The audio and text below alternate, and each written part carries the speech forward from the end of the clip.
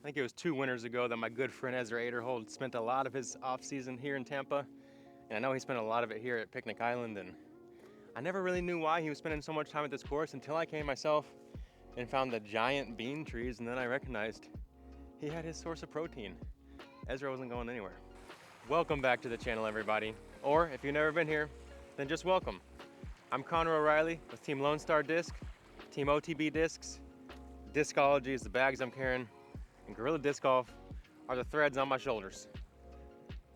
Whether you're here because you like watching new courses, my course previews, the practice rounds for the Disc Golf Pro Tour events, whether it's those tips on how to improve your form and increase your game, or if you just like seeing me hit trees and be silly, then no matter why you're here, I really appreciate you guys. If you're not already subscribed, make sure to hit that subscribe button. It really means the world to me to have you guys not only watch the videos, but subscribe and let people know that, hey, I'm a fan of Connor O'Reilly's content, and I think you guys should be too. So let's keep growing this channel together. I'm excited to bring you guys content all season and beyond. A lot of you might recognize this view, some of you might not. We are here at Picnic Island Park, one of, if not the most scenic courses in Tampa, Florida, and some would argue in Florida in general, and maybe even the United States. I'll leave that up for you guys to decide. Let me know in the comments, how do you rate it on the beauty scale, 1 to 10, after you get to see a few of these holes. Let's head over to hole 1, and let's get started. By the way, this Icon bag, it's only $140. Carries everything I need and more. I have a whole pocket right here on this side with nothing in it. So if a rainy day comes, I can shove it with towels. I can put my rain jacket in there. It has enough storage for 28 to 32 discs and all the knickknacks and paddywhacks that you might need. And if you use code Connor10, you'll save 10% on your order on already a very affordable bag. So go check one out. Picnic Island has 18 holes with 2 basket locations at least on every hole. There's gonna be a red and a blue basket. I'm gonna play to the blue baskets, which are the longer, more difficult side of things. And we're starting on hole 1. This is probably the most iconic tee view on the course, looking out over the bay, beautiful clear water, and we got like a 375-foot hyzer shot.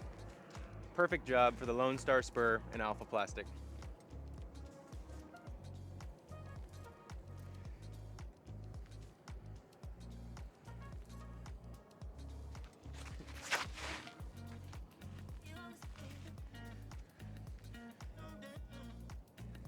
Now, since we are playing in sand, I don't expect that that just skipped. We'll see how close we are. I'm gonna guess about 25 to 30. I'm feeling a bit of deja vu because last time I played here, the only time I've played here before, I came, ran out, scouted this hole, thought I had a proper distance estimate, and I came up far short. So next time, I'm gonna throw it a little bit harder so I'm not such a noodle boy, you know? But sometimes we're all noodles, and that's okay, as long as we're improving and adjusting. Blue Bonnet Bomber. Fade. Oh, thought I cashed out first putt of the day from 70. Slowpoke spur. Oof. Bag on, and we ain't talking Pokemon. Woo. All right, par start out here at Picnic Island. And one more pan over to the view. You can see Tampa out there in the background. Beyond the think before you throw sign. That was critical. And there's a lot of good fishing real estate. Let's get it. Hole 2 offers a par 4 that dog legs to the right in the middle. Also has a mandatory tree there, forcing you to play left, keeping you away from the road in the parking lot. I like the roller on this one, as I know I need to push it straight, but also really finish right, and all the air shots are just gonna hug that mandatory tree a little bit too close for comfort. And really the tree that they chose for a mandatory, I'm not gonna lie, not the best mandatory tree, y'all. Very squiggly, very short, very ambiguous, and yeah. Tumbleweed roller, Alpha Plastic. Hanging out left.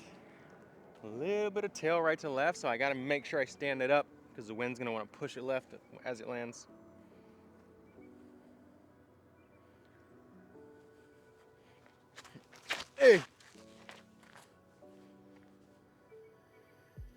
Move. Oh. A little too much distance, you guys. I pushed the back wall of stuff. And, ooh, not sure what I got from there. We're scrambling. Just want to give y'all another look at that mandatory tree so you see what I'm talking about. A little ambiguous out here. Well, I pretty much predicted what was going to happen when I laid that roller down. I needed to cut it a little bit tighter to the mandatory. I think it could have had the distance to give me some kind of a jumper, but here I am, scrambling out of the stuff. And I'm going to go overhand, little tomahawk panning to its, landing on its face with a mockingbird. Mock this hole, grab a birdie, because it thinks it has me thwarted. Ha! Sucker. Wow, it actually flipped all the way over. I got some more power on that than I thought I would get, and we have a circle one putt. Bit on the edge though. All right. I don't know if the out of bounds line is the actual road or the pylons here. Either way, kind of a close call, but we do have a birdie look.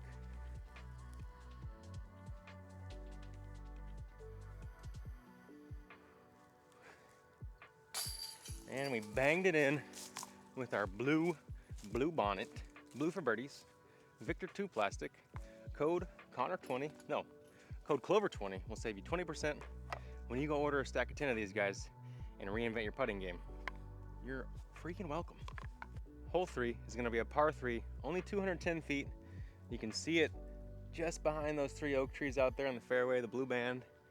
And not only with the left to right shape, but also with this low ceiling, it's gonna create a great opportunity to throw a forehand as a right-hand player. I'm gonna go with my horny toad in the Founders plastic, the old classic shiny Wilmer die. And let's see if we can get this horny toad to hop.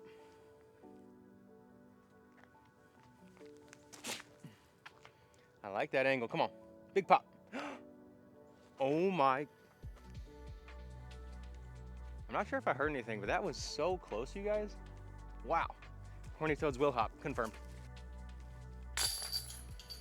Easy tap in. And it's little things on a course that make it stand out from others. Not only the views out here at Picnic, the design's solid, but it has little things like the next tee arrow to tell you where to head after you finish the previous hole, so you don't just have to have your phone up looking at the GPS. And touches like that really make players want to come back to your course over and over. So the more you can really have all those little amenities and think of all the details, the better. Hole 4 is 302 feet. It's also a par 3. You can see this big tree, this big cedar tree here, and the basket's pinched off behind that, maybe another 120 feet or so. Really suits the sharp turning backhand or the high forehand. You just got to make sure to give it enough height to clear that stand of trees long and not go too deep as there's some shrubbage. I'm gonna go forehand with my alpha spur.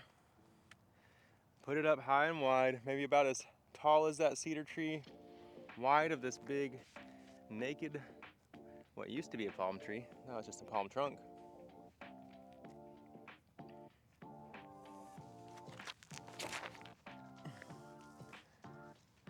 I think I love it. Let's see. We'll find out. Well, I parked the short basket, and in the process, gave myself a circle's edge putt on the long one. And this game's all about opportunities.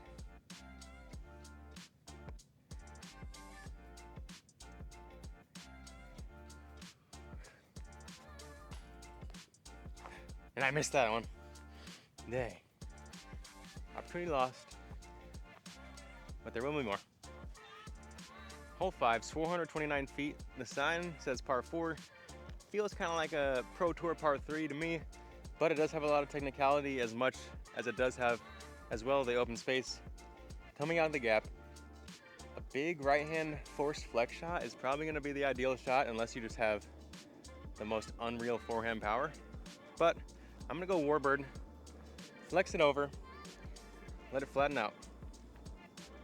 Gonna need it to hold for most of the flight, get back to flat.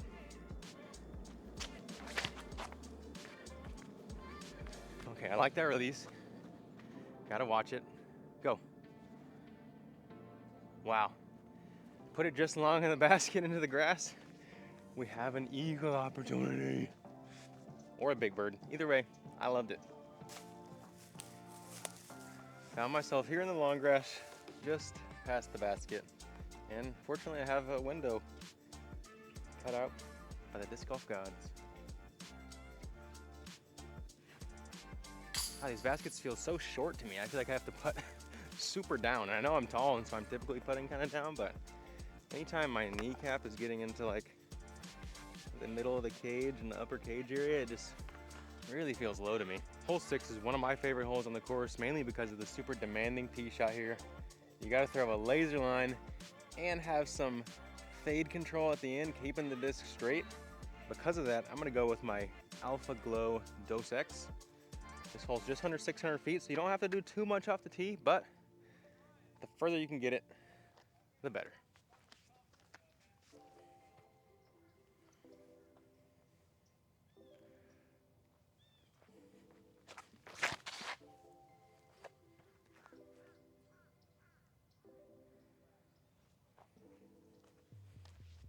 Way overturned, but I saw it cut roll back into the middle, or at least into the fairway, and I hope I can make something happen.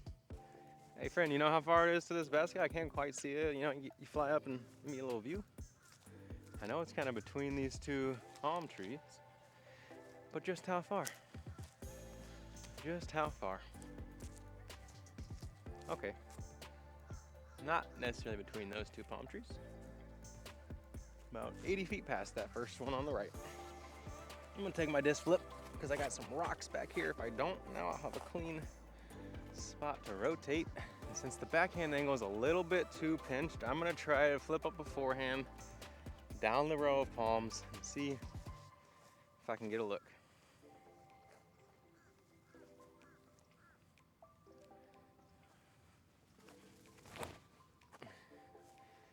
Deep, will it fade in front of the cedar tree? Oh no, but it did pop out, wow, okay. Shanky Doodle had a farm, and I don't know how the rest goes. Yeah, let me know. Tricky positioning on this look. I think I'm gonna have to pull out the forehand putt. That palm tree is really blocking the basket, so I'm gonna have to try to get steep Annie to get around it.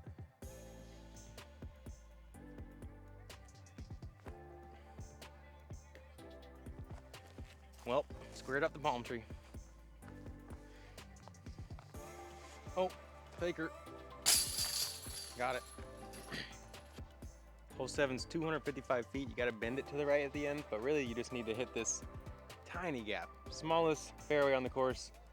2 people can walk abreast through the largest part of this gap. Not really, probably about 4, but still.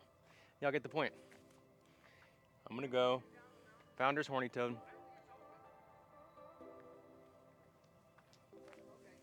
Honestly, I'm taking the high route because I just looked at it and I chose it last second. And yeah, that's kind of what this hole does. If you're from here, can we widen this fairway? Is that like, is there a rule against trimming back some of this growth? Because you know, I don't hate the shape of the hole, but the width is just a little punishing. Basket's tucked out of sight here to the right. D2 flinger dinger.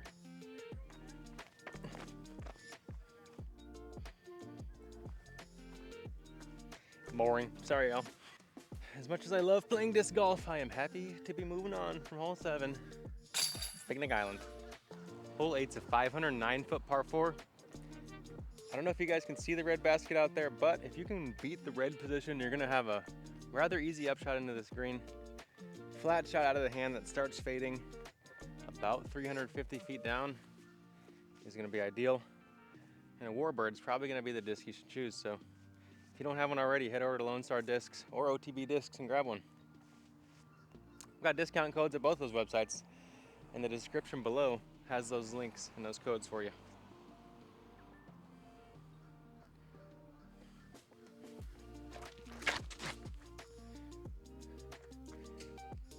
Ooh, caught the palm, but the Warbird's a fighter, and I should still be able to birdie from there.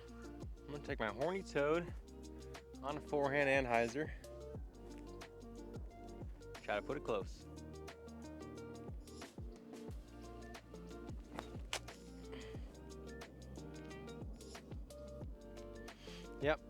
Chose the Founders plastic just so I can get some extra ground play there in comparison to my Delta.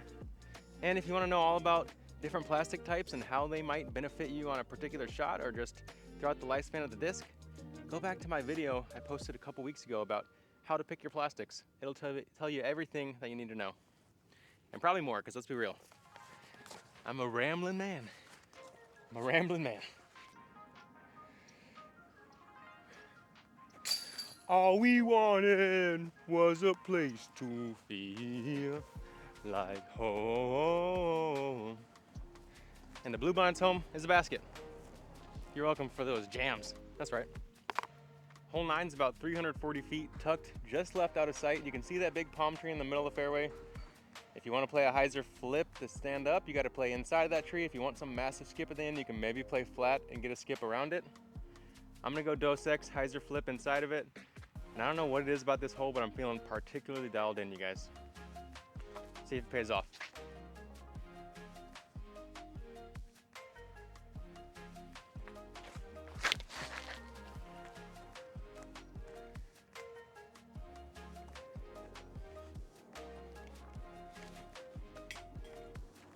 Littering, pick it up, throw it away, leave the course better than you found it. I'll do that today. Quick little PSA for all you course designers and anyone who has a say in their local courses. If you have the ability to not be able to ever touch any trees on whatever tee surface you're gonna play, the tee surface is supposed to be a pretty sacred, protected spot where you have freedom to throw the shot that you want. Obviously within certain bounds of the line that you gotta throw or whatever it might be, but that last tee, there's a tree on the right side that if I stand kind of in the middle of the tee, I can touch very easily. And it just makes me feel really claustrophobic, even knowing that I'm gonna be throwing from like a meter in front of it. And I swung my arm and I could tell I wasn't gonna hit it, but just knowing that I can touch it and that it was close enough to be within like the thought process distance, it just, it really bothers me. And I'm just keeping it real with you guys. I think if you have the opportunity to avoid that on your course design, do it, please do it. If you have the ability to change it afterwards, do that too. Rant over, Bluebond it, long. Feeling some type of way. If I felt claustrophobic before, I really do now too. This hole's got it out for me.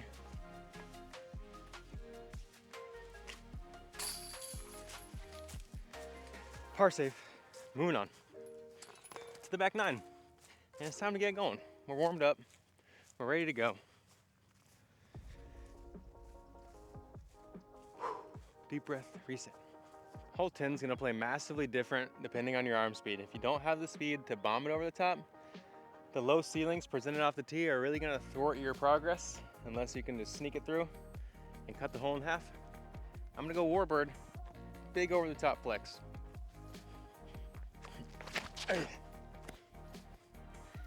All right, we got some turn on it. It's fighting back. We like to see, come on. All right. Pretty short chip up, maybe a long eagle op.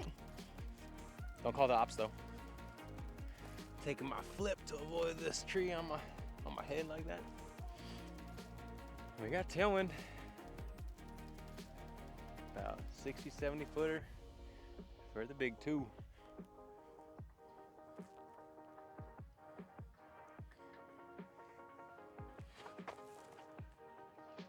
Oh, shy off the cage, y'all. Tailwind kind of dropped me. Aimed it high in the chains, but not high enough. Hole 11's like a big C-shaped par 4, around 600 feet. You can pitch it straight and then attack from there, or you can bomb one high around the corner, try to bite off a little bit more distance, and that's what I'm gonna go for. I'm gonna try to put it just up, maybe above that dead palm on some hyzer. Going bayonet just to kind of stretch out this hyzer, try to get some extra distance.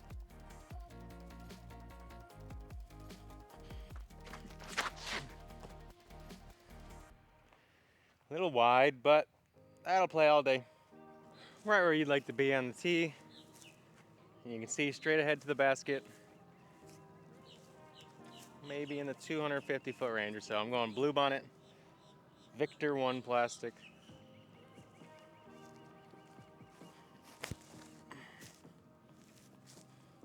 Drop. Oh. Felt good about it. Still do, because it's a birdie.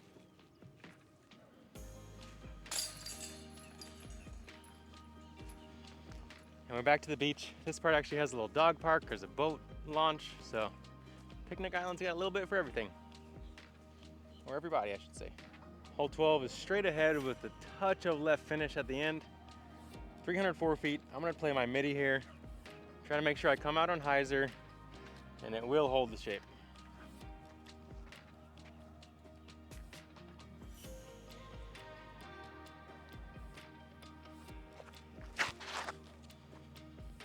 Now fade. Oh, barely pushed it straight. Real close, like that release. All right, so T sign showed very straight looking 300 footer. Now I get over here, I see the blue basket 90 degrees to the left after you come through this gap. Very unrealistic shaped hole. And so I'm just gonna play to the red basket since this was the gap that I was aiming down. And since this actually plays like a real disc golf hole, the other one's kind of just a Fantasyland 1983 par 4, which, you know, I don't really prefer that kind of design anymore. So I think hole 12 blue might need an update, you guys. Keeping it real today. Keeping it real. Real. Kneeling. Annie blue bonnet from out of sight. Shallow C2. Player B. No. Well, Picnic Island is beautiful. The course design is alright at times, and definitely could use some love, I think. So, locals, what's up? Just so y'all can see what I'm talking about. Teed from over there. It showed it being 300 feet straight, which led me to assume that I was playing in this direction. But there's the basket, so that means you gotta fly this way, 200 plus feet, and then somehow 90 degree skip 120 feet left. Come on, y'all. I'm having mixed feelings right now about Picnic. You know, there's a lot of good stuff going for it, but I think it needs some love. It needs some love, you guys. Hole 13 is 333 feet. You can see the red basket straight ahead. The blue basket's gonna be diagonal back left of it, probably about 75 to 80 feet. I'm gonna go slowpoke spur, put it on a touch of flex up high, let the stability of the disc work it back left.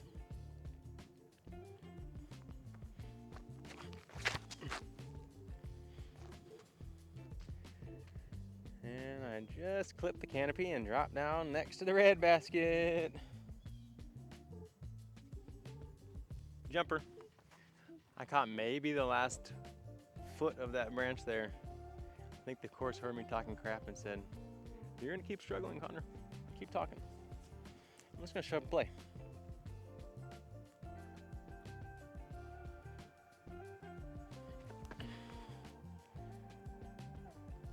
Little short.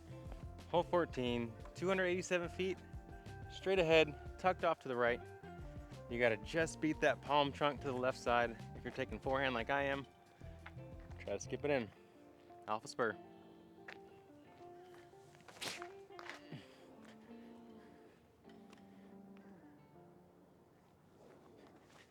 Mind's eye shot, let's go. Gotta go to the straddle. Bit of a low ceiling too.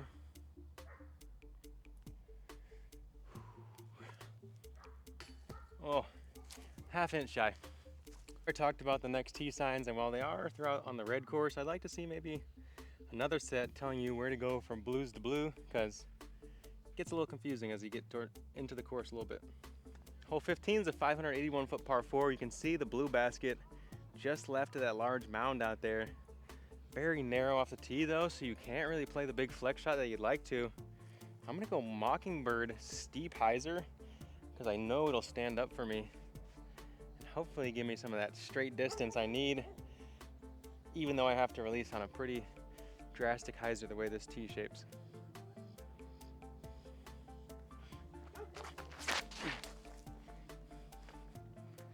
Big hyzer release, flips up. I'm gonna be out in the open, but got work to do. Short hyzer, going blue bonnet. We got an osprey flying in overhead. Y'all know I love me some Raptors.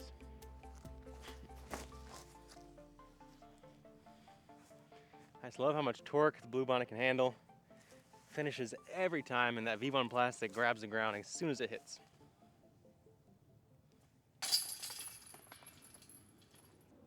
Hole 16, straight ahead, you can see the flag waving from the basket right there over the hillside. 345 feet, parking lot long, out of bounds. Playing into a bit of a headwind. I'm going to showcase how far these penny putters can fly for you guys, especially knowing that there's danger long and that I can avoid it with a slow disc choice. I think it should be perfect. Got people zigzag walking across the whole place though, so we gotta wait. We gotta wait. Alpha penny putter into the headwind. Watch it work.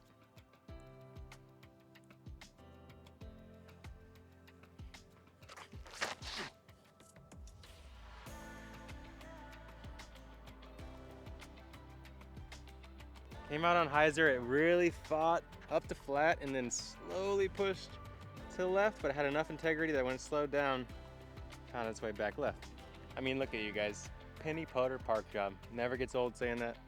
And I just recently found out that the penny putter is gonna be my Tour Series disc this season. I'm extremely excited for that. It's one of the most versatile discs in the lineup and something that I think any level of player can use. I just threw it 350 feet into the headwind. Watch me throw the grass, I'll confirm it for you guys. That's where the wind's going, back towards the tee. And I just threw a penny putter, parked it. It can handle power. It also plays with less power extremely well. It holds the angle you throw it on. It wants to go straight, but it doesn't just dump over on you if you miss your angle. You can putt it, you can throw it, you can forehand scramble with it. And if you get enough pennies, you might be able to make $1. So let's see, by the end of the season, who's gonna have the most pennies? Who's gonna have the most Connor O'Reilly pennies? I'll sign them all for you. Sign them 1,000,000 times, you name it. Hole 1, hole 17, really the main redeeming holes of this course that make it worth coming back to time and time again. A lot of the other parts of the course, in my opinion, could use some work. I think they were designed a long time ago and the shrubage has kind of grown in spots that it needs to be fought back to make it play a little bit cleaner, because at some of these distances, it should be a pretty beginner-friendly course, but it should still challenge more advanced players, but it's not very beginner-friendly the way it's playing right now, and that's unfortunate. Hole 17 is 350 feet. Water on the left, obviously. Can't just bomb it off to the right. You got to keep a straight line. Really suits the forehand, or if you have a penny putter, you can just park it with a backhand.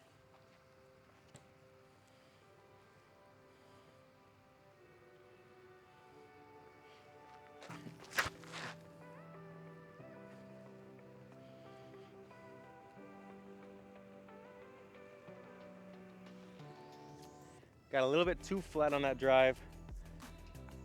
And now we're left with a framed up 55 footer.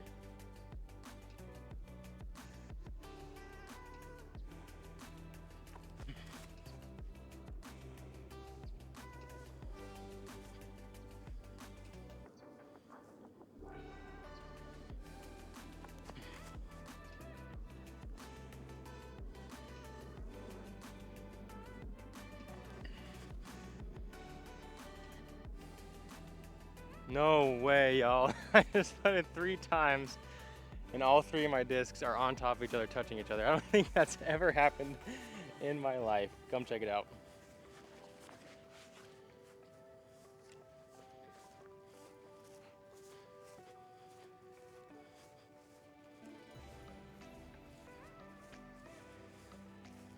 Have y'all ever seen this?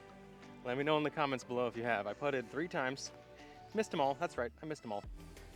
But they're literally all 3 touching or on top of each other. That is wild, y'all. Crazy. Does that mean I owe myself 2 beers? Isn't that what they say, y'all?